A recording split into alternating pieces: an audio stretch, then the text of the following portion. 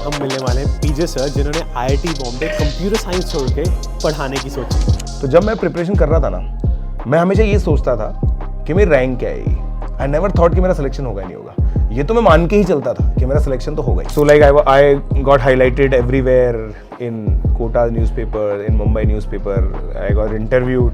तो वो एक ऐसी चीज़ थी, it was as magical as cracking JEE with top 50 rank. मेरे अंदर ये था थोड़ा सा जो भी काम करना है इंडिया रह के करना है।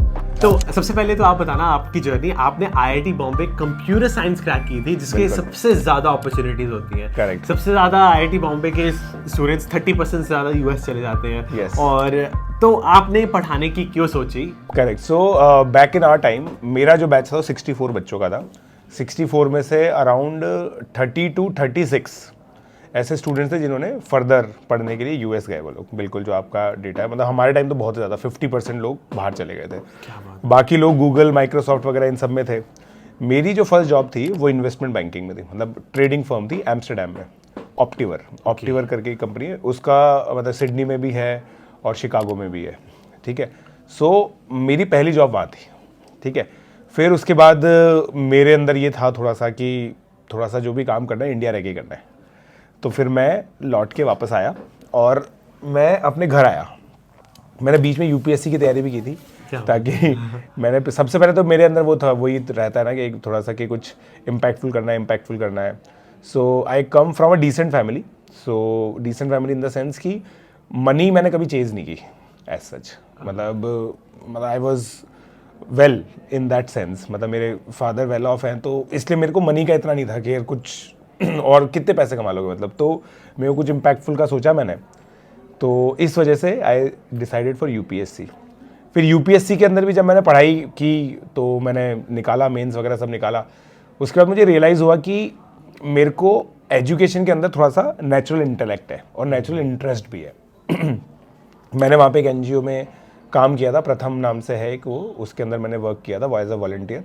तब मुझे ये चीज़ रियलाइज़ हुई। सो फिर मैंने सोचा कि यार what better than Kota, right? Kota is the Mecca of education. तो मैं कोटा का ही हूँ, I am born and brought up in Kota only. तो I return. So there was a pull factor as well as a push factor. Push factor ये था कि मुझे घर का ही खाना अच्छा लगता है ज़्यादा, तो वहाँ से पुश फैक्टर था कि भाई जाओ, अपने घर जाओ। और पुल फैक्टर एजुकेशन का जो यहाँ पे अवेयरनेस है। So that is how I started back in 2014. So I was there in Amsterdam for 6-7 months. Then I was in Delhi for 1.5 years and then I returned to Kota. और पढ़ाने के लिए आपने क्या क्या स्टेप्स किए, अपने आप को कैसे प्रिपेयर किया? बिकॉज जो आपकी एनर्जी है, जितना आपको स्टूडेंट्स प्यार करते हैं, वो कमेंडेबल है। वो ऐसे थोड़ी आता है। जो बंदा क्रैक कर सकता है वो जरूरी नहीं है वो पढ़ा सकता है। What are the lifestyle changes you had to do? Actually पता है, यहाँ पे मैं एक चीज़ एड्रेस करना चाहूँगा। बहुत सारे लोग ये सोचते हैं कि क्योंकि मेरी 42 रैंक आई थी तो मेरा सब्जेक्ट बहुत अच्छा है तो मेरे को बहुत ईजी रहता होगा पढ़ाना। इनफैक्ट ये गलत है, ये सबसे डिफिकल्ट हो जाता है। बिल्कुल। क्योंकि जैसे जब मैंने पढ़ाई की थी, मैथ्स मैंने बहुत अच्छे से डेवलप की थी, मेरे बहुत अच्छे नंबर थे मैथ्स के अंदर, और मैथ्स मेरा हमेशा से इंटरेस्ट रहा है। तो मैं जब भी मैथ्स को अप्रोच करता हूँ ना, कुछ चीज़ें मुझे बहुत सिंपल लगती हैं। अगर आपको कुछ चीज़ें सिंपल लगती है ना, तो आप उसको अच्छे से एक्सप्लेन कर सकते हो, मगर आप क्या है ना, सामने वाले की प्रॉब्लम समझ नहीं पाते हो। So that was my struggle in the initial years. मैं ये सोच ही नहीं पाता था कि यार बच्चे को ये समझ क्यों नहीं आ रहा है, मुझे तो इतना ईजिली समझ में आ रहा है। तो वो एक प्रॉब्लम थी जो मेरे को स्टार्टिंग के 1-2 साल में लगा। ऑल्दो ये भी एक इंटरेस्टिंग बात है कि I did not start as an educator, I started as a curriculum specialist. तो 2014 से लेकर 16 तक मैंने as a curriculum specialist work किया। यहाँ की जो डिफरेंट कोचिंग्स हैं उसके अंदर I was the academic head. मैंने पढ़ाना चालू किया इजेंशियली 2016 में।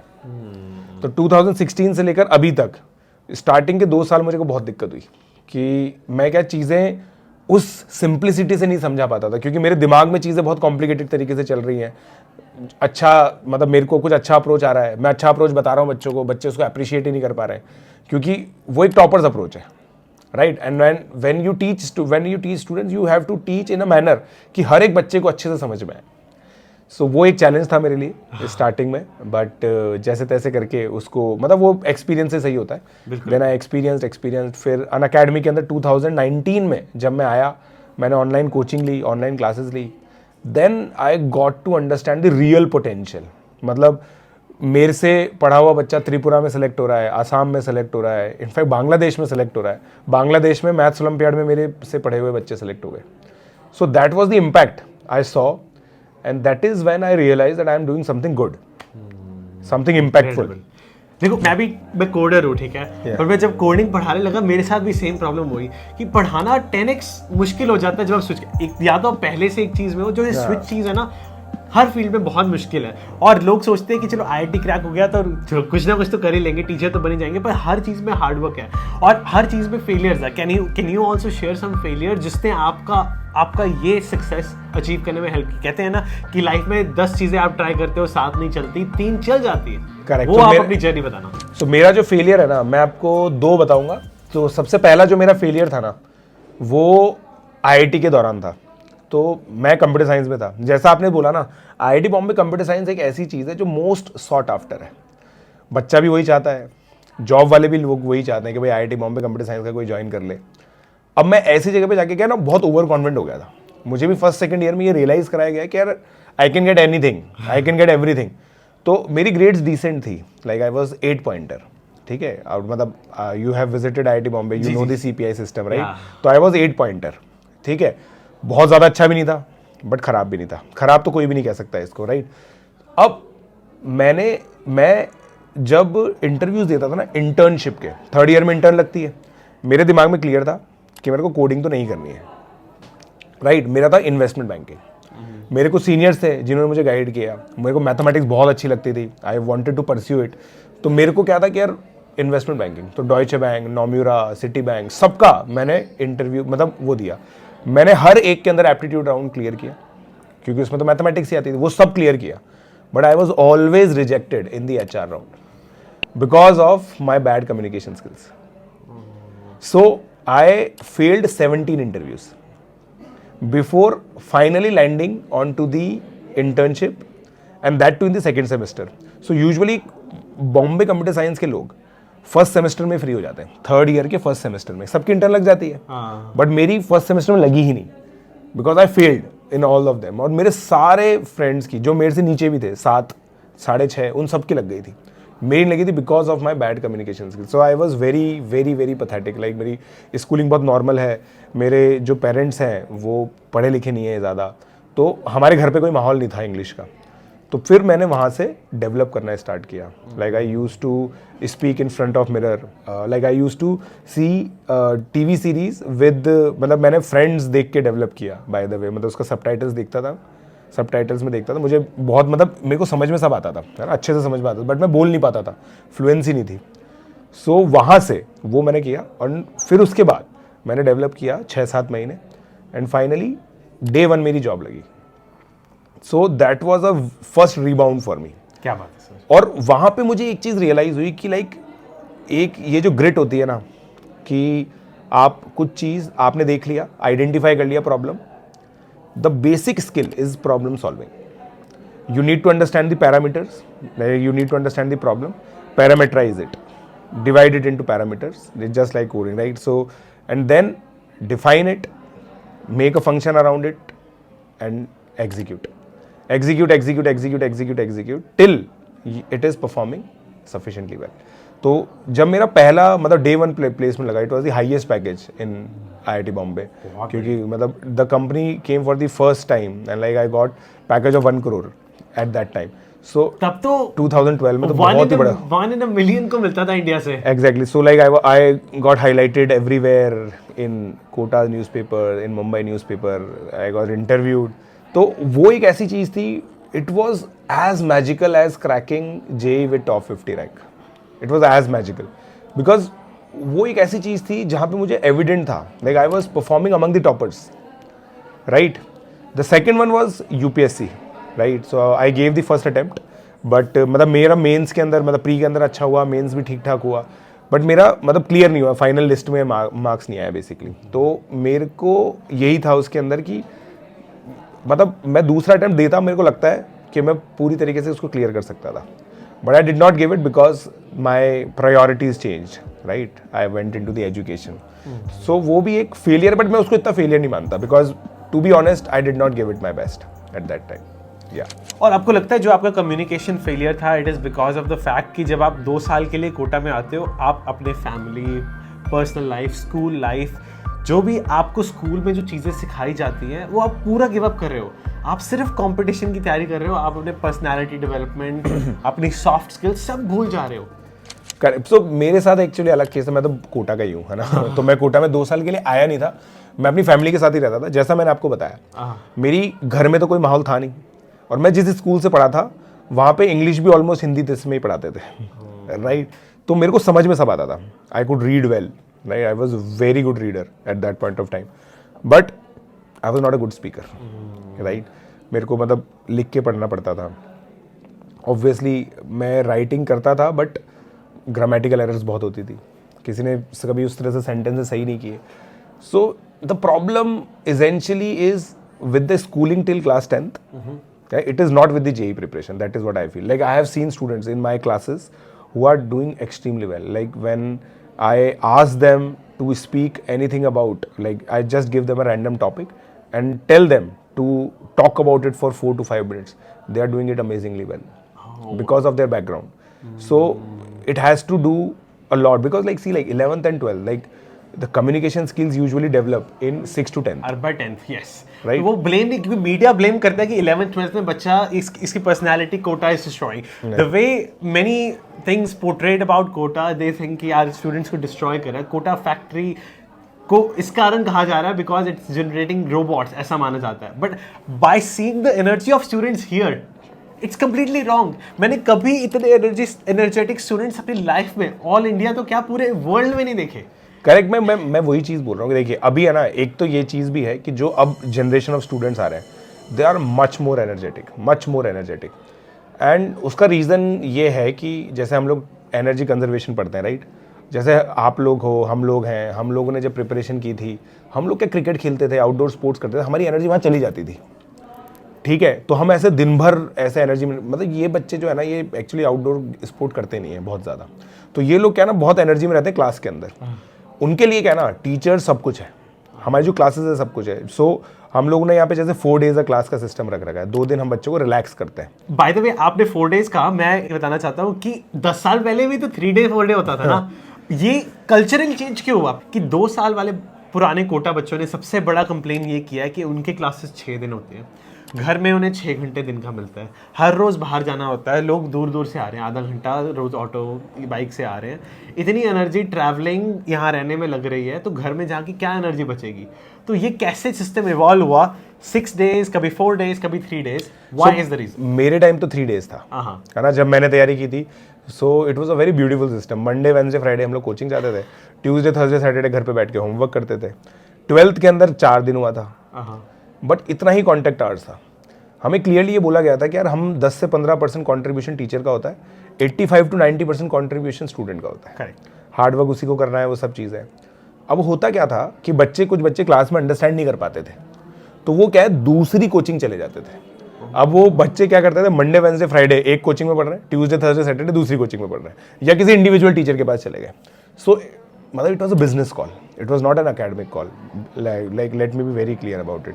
मोर contact hours have actually destroyed the students' caliber, right? Because see, like at the end of the day, self study is much more required. Correct. अगर आपके पास self study का time नहीं है, मतलब आप अच्छे से इंट्रोस्पेक्ट नहीं कर पा रहे हो, what is मतलब इसका कोई यूज ही नहीं है, कोई यूटिलिटी नहीं है। बिल्कुल सही। तो it was a business call कि यार हम 6 दिन क्लासेस करेंगे, लेक्चर्स बढ़ाओ, ठीक है, हमारा बच्चा कहीं बाहर नहीं जाना चाहिए, क्योंकि अगर हमारा बच्चा कहीं बाहर जा रहा है, so there is a revenue leakage, right. So it was a business call. So revenue leakage जो था ना, उसको रोकने के लिए कोचिंग्स ने, लाइक जो यहाँ की बड़ी बड़ी कोचिंग्स है, उन्होंने 6 दिन किया ताकि कोई बच्चा कहीं और जा ही ना पाए। हाँ, and like all the revenue they can realize. ये तो बहुत गलत था, पर आई एम जेन्युइनली हैप्पी। मुझे किसी ने पैसे नहीं दिए कहने के लिए। I am happy and proud to say कि अनअकैडमी को मैंने यहाँ पे खुद डिस्कवर किया, 50 बच्चों से बात करके आसपास से पूरी कम्युनिटी में सबसे ज़्यादा स्माइल्स यहाँ पे थी, उन्होंने मुझे अट्रैक्ट किया और मैं यहाँ आ गया। बाकी इंस्टीट्यूट्स की कंप्लेंट्स आती हैं और यहाँ पे सिर्फ स्माइल्स ने मुझे अट्रैक्ट किया। और आपने जैसे बोला 4 दिन क्लासेस होती है, it's commendable.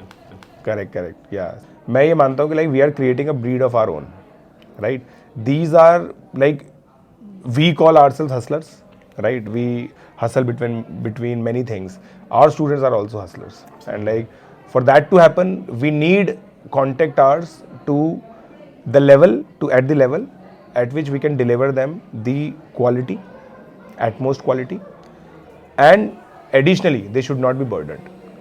So these are the two parameters which we think like while devising the curriculum.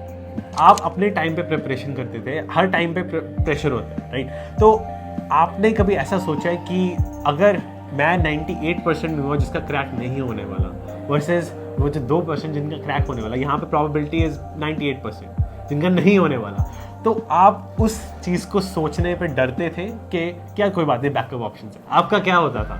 सो इस पे है ना, मतलब मैं एक चीज़ बताऊंगा। अभी एक रिसेंटली आपने एक इंटरव्यू देखा होगा जिसमें विराट कोहली थे, विव रिचर्ड्स थे। सो विराट कोहली ये क्वेश्चन पूछते हैं कि इतने तेज पिच होते थे, आप बिना हेलमेट के चले जाते थे और फिर बॉलर्स को इतना मारते थे। So what did you think at that point of time? तो विव रिचर्ड्स का एक सिंपल सा वन लाइनर था, I use to think I am the man. तो अब देखो मेरे साथ क्या चीज़ थी कि जब मैंने प्रिपरेशन स्टार्ट की थी, मैं NTSC स्कॉलर मतलब NTSC एग्ज़ाम दे चुका था एक 10th क्लास के अंदर। I had little bit of success और मेरे 10th बोर्ड में 100 आउट ऑफ 100 आए थे। तो जब मैं प्रिपरेशन कर रहा था ना, मैं हमेशा ये सोचता था कि मेरी रैंक क्या है। आई नेवर थॉट कि मेरा सिलेक्शन होगा नहीं होगा, ये तो मैं मान के ही चलता था कि मेरा सिलेक्शन तो होगा ही। So it was a thought process game. मैं अपने स्टूडेंट्स को भी यही चीज़ बोलता हूँ अभी कि यार आपको ना थॉट प्रोसेस थोड़ी सी पॉजिटिव साइड पर रखनी पड़ेगी। So I use to attempt 100% of the paper, again with the mentality अगर मैंने 100% पेपर अटेम्प्ट नहीं किया तो मेरी फर्स्ट रैंक कैसे आएगी। And I was very very positive about it, मेरे को लगता था कि लाइक वही आई एम द मैन। क्या बात है sir, this is the level of confidence जो मैंने कभी सोचा नहीं। क्योंकि देखो ना, अगर आप ऑड्स को देखो कि उस दिन आप बीमार भी हो सकते हो, उस दिन कुछ भी हो सकता है, आपको पता नहीं कि आपके बाकी वेरिएबल्स क्या होंगे, पर आपका निशाना था कि मैं जो वेरिएबल नहीं है, जो कांस्टेंट है, उस पर निशाना मारूंगा, होगा और होगा ही होगा 100%। And like it is see like at the end of day, मैं आपको एक बहुत सिंपल सी चीज़ बताता हूँ। In every field there is some science to it and then there is art. So JEE में सेलेक्ट होना साइंस है, बट टॉप 100 रैंक लाना आर्ट है। So there is artistry to it, that is what I think. And वो जो चीज़ है ना, वो इंडिविजुअल बंदे को ही चमकती है। जी। जिसकी रैंक आती है ना, उसको चमकता है कि यार मेरी क्यों आ रही है रैंक। जैसे मेरे लिए it was mathematics, I use to solve mathematics paper very very fast. तो वो चीज़ एक मेरे साथ एक्स फैक्टर थी। So like I said there is a science to it, but more than anything else for top 100 rank, even किसी भी field में अगर आप टॉप पे हो, राइट, नेशनली टॉप पे हो, there is art to it. अब जैसे कि आपने बाहर पढ़ाई की हुई है, तो आपको क्या लगता है कि बाहर का एजुकेशन बेटर है? क्योंकि बाहर क्या कहते हैं, फॉर्मूला भी शीट दे देते हैं, ओपन बुक एग्जाम्स भी होते हैं। वो कहते हैं कि यार हमें ना मेहनत वहाँ करनी चाहिए जो कॉन्सेप्ट है, फॉर्मूला क्यों रटना, फॉर्मूला तो दे देते हैं। तो आपका क्या पर्सपेक्टिव है, अगर ऐसा होना चाहिए इंडिया में भी? मतलब मेरा इसमें एक पर्सपेक्टिव है। जैसे मैं जब वहाँ पे गया था ना, मैं अपने जॉब करने गया था, तो मेरी जो एक यूनिक स्किल निकल के आई थी ना, it was my memorisation, right. तो मेरे मैनेजर ने मुझे एक ट्रेड के बारे में बताया था in the month of August. I remembered it in the month of November, right. तो नवंबर में कुछ ऐसा सिचुएशन हुआ था जिसकी वजह से वो ट्रेड प्रैक्टिस रेलेवेंट हो गई थी। So basically I was an arbitrage. तो इट वाज कि finding the knowledge asymmetry and devising a strategy which can make me money. In fact I use to trade, I use to make gap between Amsterdam market and US market. So this was my game. So उस समय मेरे को क्या है, चीज़ें याद रहती थी बहुत, और वो याद रहने का जो तरीका है ना, वो तो जेई प्रिपरेशन के दौरान ही आया है। तो फायदा तो है, फायदा तो डेफिनेटली है। लाइक पॉइंट ये, मतलब लोग बोलते हैं ना कि यार मैं क्यों कैलकुलेशन अपनी फास्ट करूं, I can always have a calculator. But point ये है कि जितना आप अपने माइंड को कर सकते हो ना, उतना करना चाहिए, है ना। Over reliance on technology, it is good, आपको यूज़ करना आना चाहिए, बहुत अच्छे से यूज़ करना आना चाहिए, right, that is required, but you should not be dependent on it. Correct. क्योंकि आप ये भी तो सोचो, पहली बात तो कभी कभी एग्जाम में ऐसा होता है कि आपके पास कैलकुलेटर यूज करने का, फॉर्मूला देखने का टाइम ही नहीं है। आप नीट का पेपर देख लो 45 to 1 मिनट है, आप जेई का देख लो आपके 1-1.5 मिनट है हर क्वेश्चन। आप फॉर्मूला, कैलकुलेटर, बड़ी बड़ी लाइन लिखोगे, कभी कभी आपके पास उस चीज़ों का टाइम ही नहीं है। सेम चीज happened in the trading also, high frequency trading, you know about it, right? So high frequency trading में इतना टाइम नहीं होता, you have to split second distance होता है। तो इट इज इट दोस्तों, आपको अगर पढ़ना है तो फायदा है, so you have to accept, and thank you so much sir, आपने इतनी अच्छी knowledge the, it was incredible talking to you, thank you, thank you, thank you.